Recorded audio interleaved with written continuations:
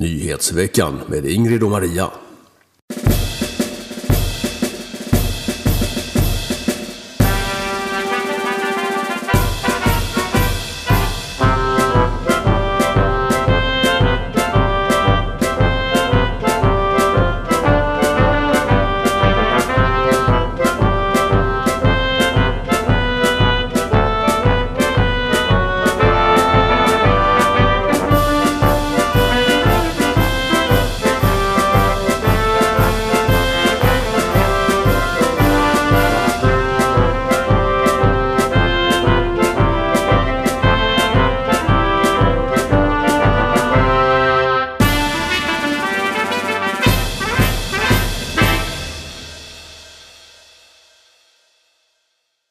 Everybody, welcome to this show where I think we will have a very interesting talk with the Turkish politician Ilay Aksoy. Welcome to the show, Ilay, and tell us what's happening on Sunday. You will try to get President Erdogan out of job. Hi, well, thank you very much for having me. It's a pleasure to be with you because mostly we have interviews between ourselves about the Swedish politics. So yes. Now it's great to have an interview about the Turkish politics. Of course, on Sunday we have a very important election that is where president and the parliament were literally voting to change the whole structural system of the government, which is. It was changed in 2017. We went into a presidency method, which basically has collapsed, basically. In 2017, when we had the referendum where we changed also the constitution, we also changed a lot of major changes to our country. And one of the major changes was, of course, that the president had nearly absolute power. And with this absolute power, he can, or she can, whoever, irrelevant of the person right now, the person that is president has actually so much power that they can override the parliament and do what they want. And then we have ministers that previously with the parliamentary system, they were all our ministers were elected by the people, and then there were ministers from the parliament. Mm-hmm. But now we have a system where we have ministers that are appointed by the president. They're not elected by the people. Mm-hmm. So this has created a very serious problem in Turkey, where we have now a very controlled legal system. We have a very controlled media. We have a very controlled, how can I say it? It's not really being able to be, how can I say it, inspected.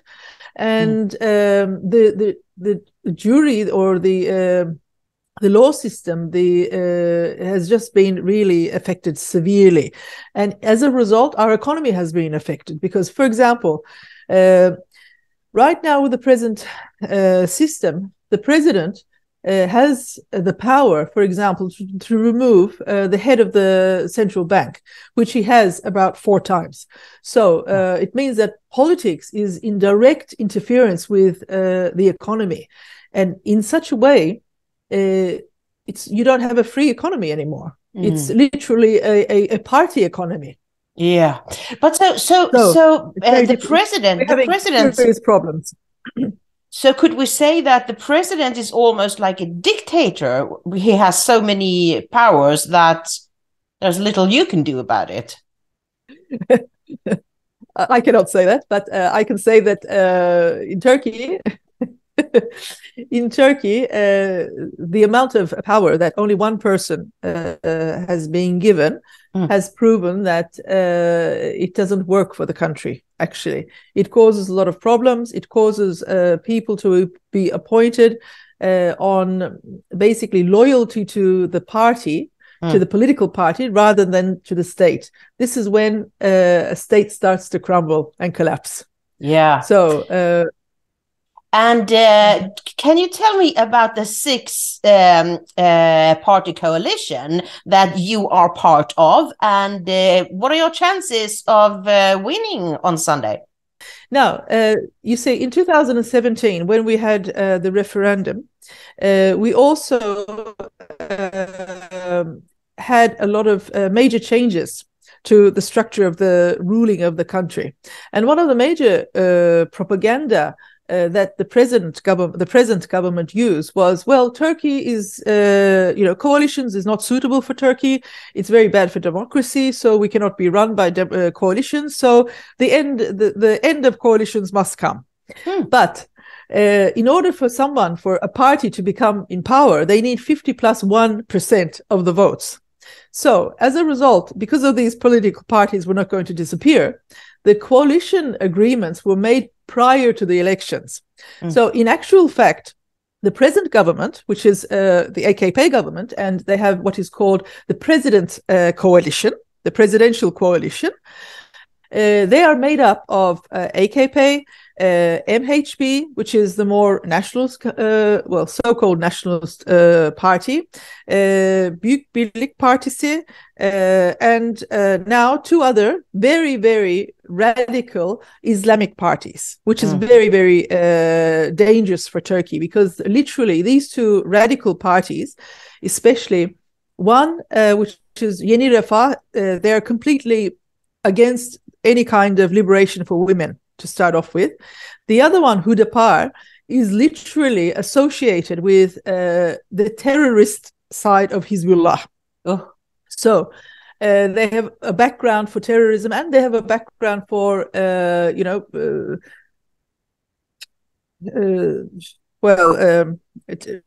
can I say it? Some words I'm forgetting in English. So in basic story, they have a coalition as well. For us, we are what we call the public coalition, and the public coalition is made up of CHP. It's made up of the Good Party. CHP is the original party of our founder Mustafa Kemal Atatürk. The Good Party is a party that's been broken from the national MHP. They're a more nationalist party. We have Deva Partisi, which is a liberal party. We have Gelecek Partisi, which is a more conservative, much more conservative party. We have Saadet Partisi, which is also a conservative party. And we have the Democrat Party. We are a central right party. So, in effect, both sides have pre-coalitions made in advance for this election. So it's not, I mean, they're always saying, well, they're made up of 6 people, but they're also made up of 6 people. So it's, they forgot to tell you this. Actually.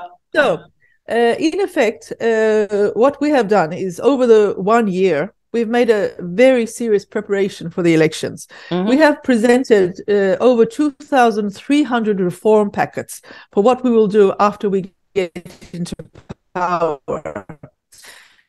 And these 2,300 reforms that we have presented to the public, we have shared with the public on 30th of January of this year, includes everything from the environment to industry to migration to refugee problem to economics, everything. It's education. It's a wide scale package, basically, because you have to really understand that over the years, especially after 2017, Turkey has become really a very closed country, and many decisions have been made individually, not as a consensus of the public that has chosen the MPs. So this has created a lot of problems for Turkey, and this must change. So I think we have a very good chance, because people, along with the economic crisis in Turkey, plus the refugee crisis, the Turks are very, very tired. And what we're having now is we're having an import of uneducated refugees and an export of very well-educated Turks. So it's basically a brain drain also in Turkey. So it's going in a very serious direction. So we really need change. Yeah. And what are your feelings? Are you going to beat Erdogan? Do we know, what do the polls say? Okay, firstly, I just want to correct something. 6 parties have not come together to beat Erdogan. I mean, we have come together to change the system that has been brought about by Erdogan. So we've seen that the system that he's brought in and his party has brought in doesn't work for Turkey. So it's not as if, 6 parties have come in to get revenge on one person. It doesn't work like that. So what we're trying, and this is part of the propaganda that also they're using. They're going to try and beat us. It's against one man. And, this is, you don't rule a state like this, Turkey has very serious problems internally and in foreign affairs. These must be corrected. Otherwise, economically, we cannot get up on our feet again. We have a very, very serious refugee problem. It's literally a demographic attack on our country. And I say this in a very, very bold letters. So these things must change, because literally we're going towards a very serious economic problem and a very serious demographic change problem. The society is changing, and we're not changing in a very positive way. We're changing in a way that every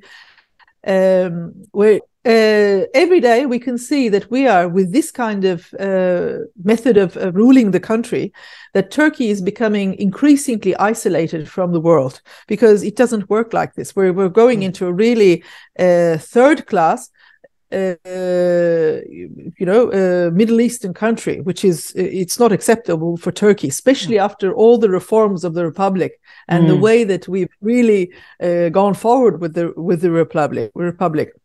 So every day we can see that we're going, further from the West and going deeper into the Middle East, and this is not acceptable for Turkey, because we're not Arabs. Okay, that's very interesting to hear, because I mean, many people might think that, well, the Turks are quite fine with. I mean, you're always fighting with NATO. You won't let Sweden into NATO, which is one thing that I am grateful for. But I think many Western people think that Turkish people want to be closer to Russia and China. Are they wrong in thinking that? So, Turkey is with all its neighbors.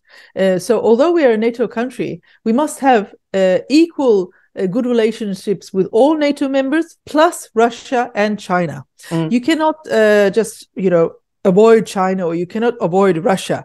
For example, we are very determined to solve the refugee problem.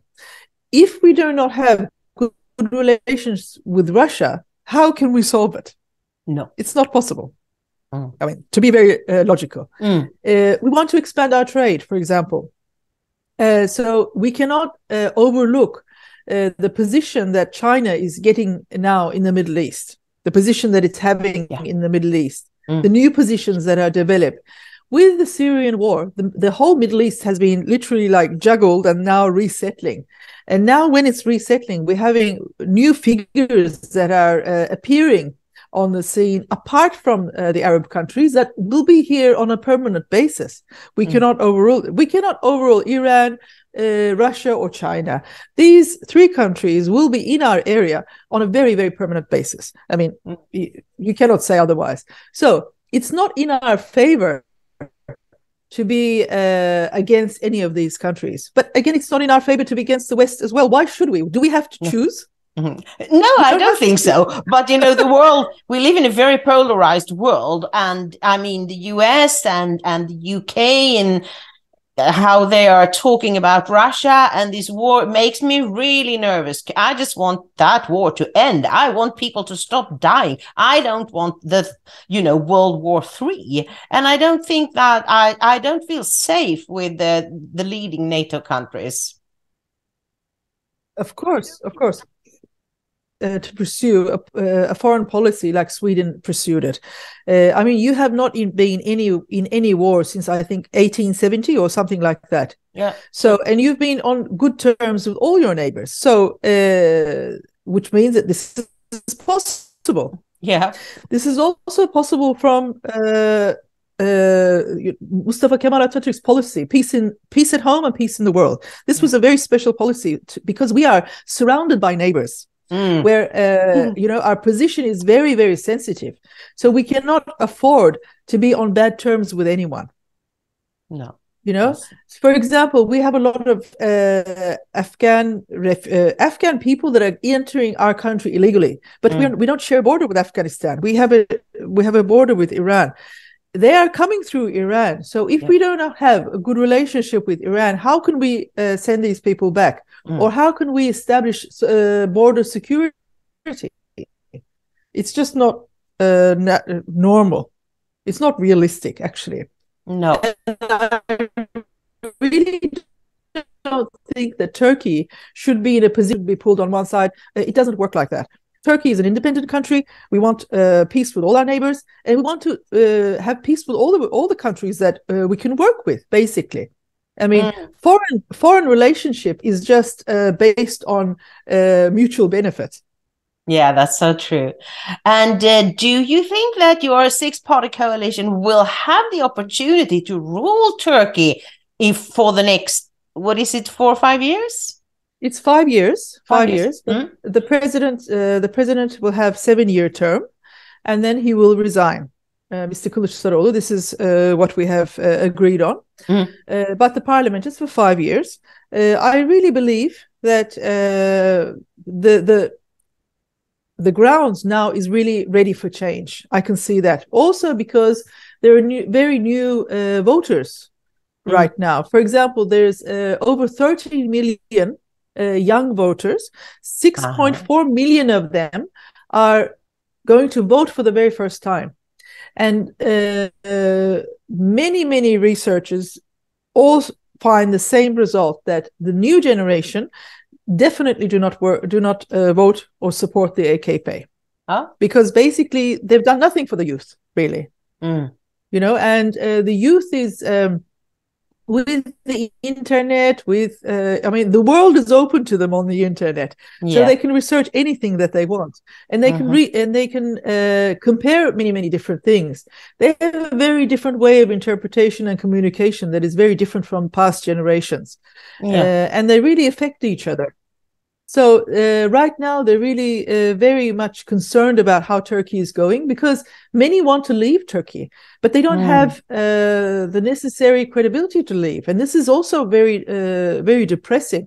Yeah. I mean, can you imagine? This morning I came from Hatay, which is one of the earthquake zones, and there they have running water, clean water problems. They still have internet problems. They don't have internet. They don't have proper sanitation problems. I mean, this is 2023, and we're going into elections. I mean, schooling has not even started for the high school level of the children. So can you imagine the children there do not go to school there? It's so sad. It's so sad. And I think this was one of the things that people are upset with, I think, with the president, that he promised that it will be very good rules on how to build houses so that they won't just fall down every time there is an earthquake. And now that you have this disaster earthquake, it was shown that there were no rules at all. You could just buy yourself, the permission to build however you liked. Was that true? Okay. The earthquake was a very serious catastrophe, but what was worse was after the earthquake, the government's performance towards the rescuing and taking control of the catastrophe was even worse. And to this day, we still find people that are still searching for their families. We still find people that are, when they're lifting the rubble of the houses, people are still being found in that rubble. Can you imagine that? Oh. And because alive? No, not alive. No, of course not. No, but in pieces. Can you imagine? So, I mean, this is very, very difficult to comprehend, and especially because since 1999, every Turkish citizen has been paying an earthquake tax. Okay, because in 1999 we had a very serious earthquake. On the 16th of August, and after that there was a special agreement passed in the parliament that in order for Turkey to be ready for such a big earthquake, we were paying, every Turkish citizen is paying an earthquake tax. So after so many years, to see such a situation is just not acceptable at all. It needs to be accounted for. But in the present system, accountability is not present, is not available. No. The government cannot be, the government is so powerful that the parliament cannot bring them to accountability of the situation. Can you imagine? I mean, this is beyond the control of anything. Yeah.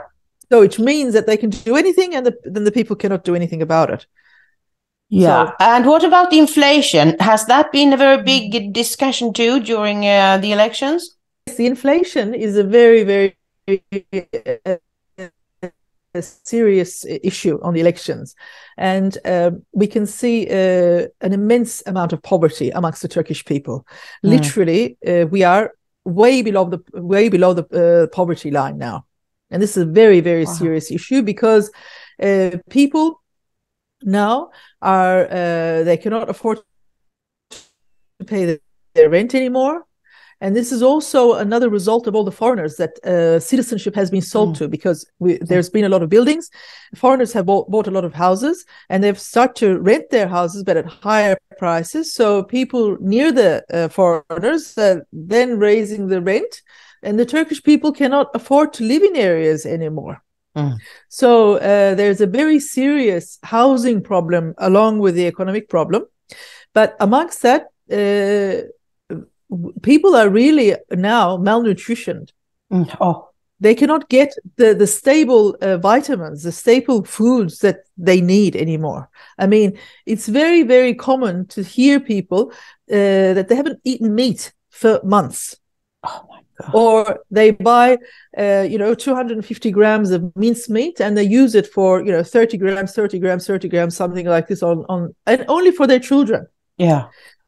What is worse is, for example, I've done a lot of research on school canteens, and a lot of the school canteen owners have told me that, for example, a school of 2,000 students, they sell only about 100 or 150 toast sandwiches per day. Yeah. And some have even gone further and told me that 2 students share the toast. So there is no free lunch in the Turkish schools like we have in Sweden. No free.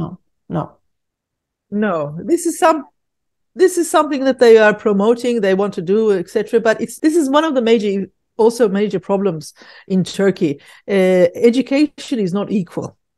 No. The standard of education is not equal throughout the country. This is very, very this is a very serious problem. So it means that a certain area of the country can really go forward. A certain economic level of class of people can go forward, and then the rest of the people just go back or just stay stable.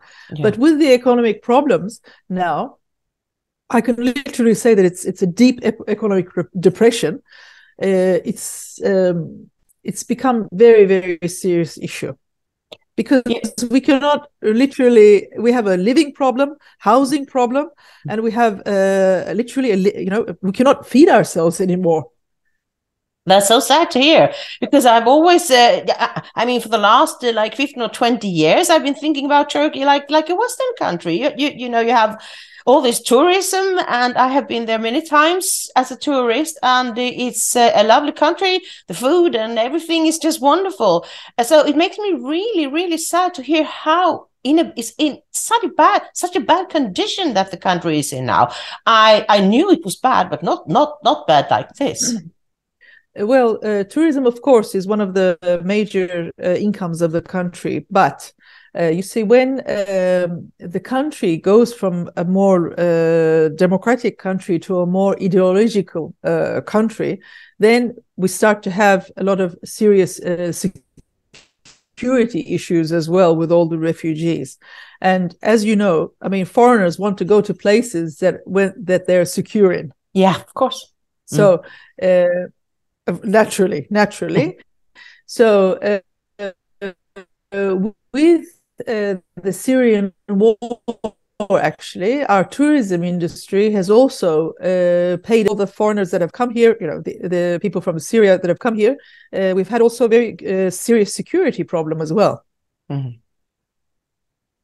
So it's also affected our tourism. So tourism was one of the major industries where we could have a lot of employment. With the fall of the tourism industry, then employment has also risen.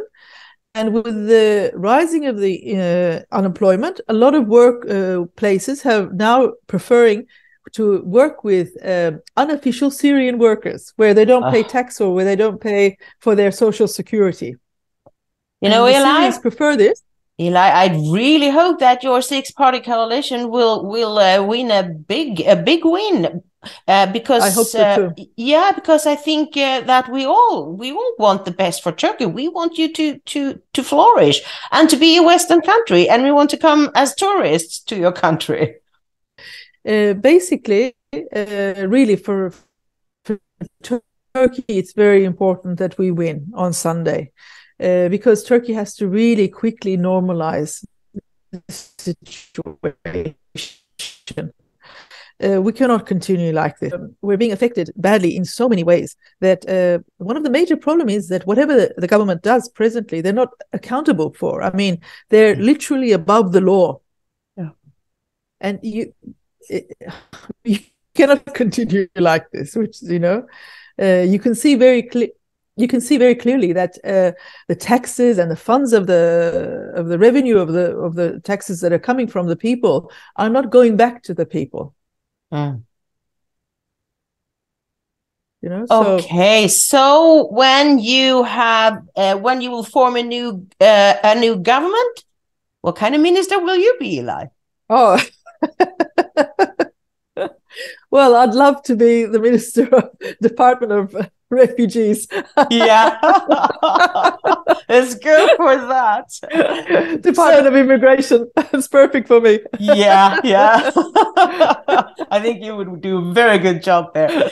So thank you so much, Ilay. We had some difficulties with the connection, but I do hope that you enjoy this, and hopefully in next week we will do another one where I get to congratulate you to the win. I hope so.